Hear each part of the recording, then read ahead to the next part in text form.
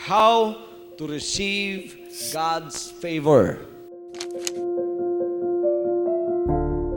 So, for us, in order to receive the favor of God, we must avoid a holier than thou attitude.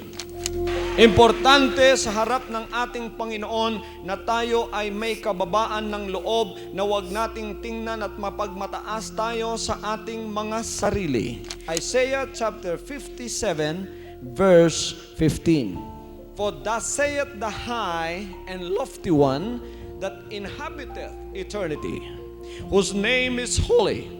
I dwell in the high and holy place, with him also that is of a contrite and humble spirit, to revive the spirit of the humble and to revive the heart of the contrite ones. Bilang mga anak ng Diyos na tunay, upang tayo ay kasihan ng kanyang pabor, kailangan tayo ay hindi lamang mapagpakumbaba, kundi tayo ay mapagpatawad. If you want to seek the favor of God, be forgiving in your heart. So that when you pray and lift up holy hands to heaven, the Lord of heaven will also forgive your trespasses. May pabor ka na sa Diyos pagka ikaw ay dumadalangin na pinatawad mo ang kasalanan ng iba. In order to receive the favor of God, we must be humble. We must be forgiving. And we should not judge.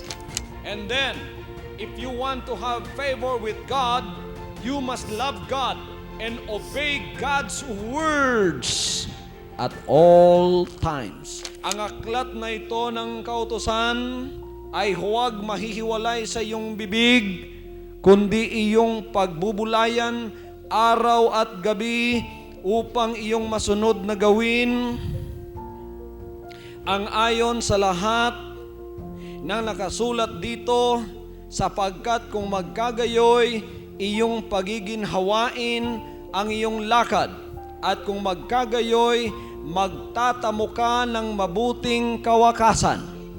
Magkakaroon ka ng pabor sa harap ng ating Panginoon.